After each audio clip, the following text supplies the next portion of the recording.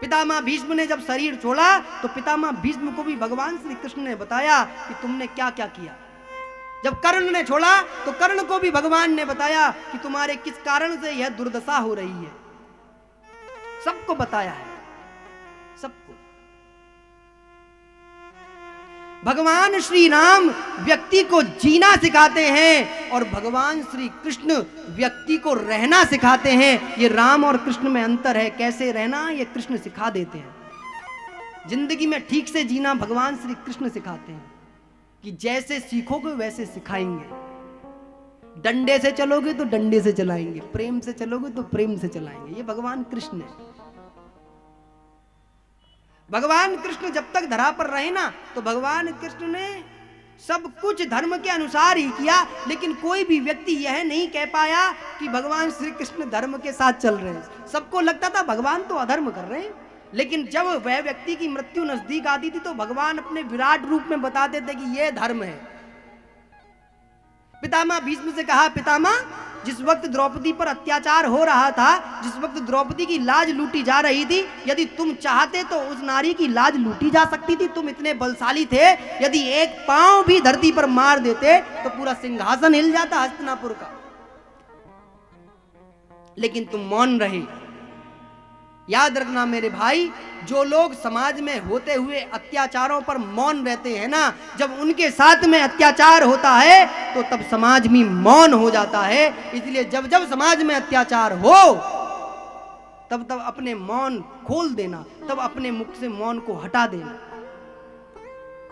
क्यों? क्योंकि यदि तुम मौन रह गए तो तैयार रहो, समाज में एक महाभारत और होने वाला है।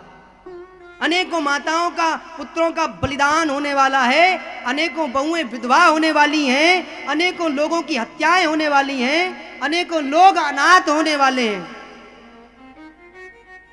इसीलिए समय पर चोट मारना बहुत जरूरी है, समय पर कार्य करना बहुत जरूरी है, समय पर निर्णय लेने बहुत जरूरी है। अधिकतर देश के अंदर जो अपराध होते हैं उन अपराधों का कारण सिर्फ एक होता है कि निर्णय बड़े लेट लिए जा रहे हैं। यदि निर्णय और डिसीजन तेज हो जाए तो अपराध होने बंद हो जाएंगे। आज भारत की न्याय व्यवस्था को ठीक करने की आवश्यकता है, निर्णय सही समय पर देने की आवश्यकता है, भगवान श्री कृष्ण की तरह निर्णय करने की आवश्यकता है। जिस प्रकार से भगवान श्री कृष्ण ने 17 दिन में महाभारत के युद्ध को विश्राम कर दिया था, वैसे ही सरकार में बैठे हुए अधिकारियों को प्रत्येक मनुष्य का समस्या का निवारण 17 ही दिन में करना चाहिए। तो भगवान कृष्ण की भूमिका में सबको बैठना चाहिए। दुर्योधन का प्राणांत हुआ। अश्वत्थामा को जब मालूम पड़ा कि अभी तो पांडव जीवित हैं तो उसको दिक्कत होने लगी, सोचा ये कैसे होगा, तो उसको बड़ा डर लगा, तो डर करके छुप गया।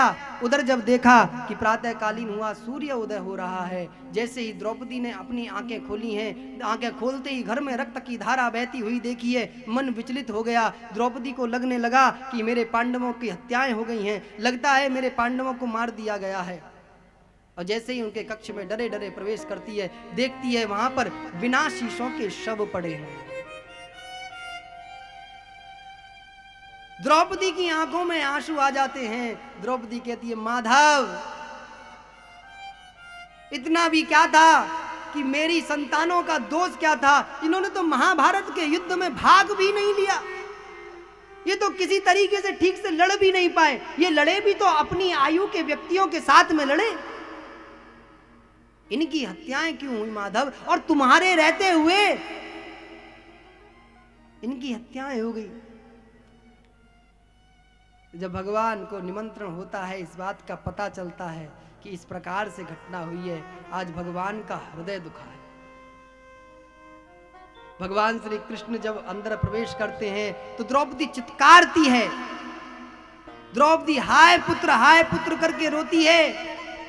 द्रौपदी कहती है, माधव महाभारत के युद्ध में ये बात तो नहीं थी कि किसी के पुत्रों की हत्याएं की जाएंगी, हत्याएं उसी की होंगी जो युद्ध की भूमि में जाकर के लड़ेगा, बलिदान वही होगा। मैंने इसलिए महाभारत के युद्ध की हाँ करी थी क्योंकि युद्ध की भूमि में जो भी जाएगा उसे आप अपने श्री चरणों में स्थान दोगे, लेकिन इनको तो श्री चरणों में स्थान प्राप्त हो ही नहीं पाएगा क्योंकि इन्होंने तो युद्ध भूमि में अपने प्राण त्यागे ही नहीं है।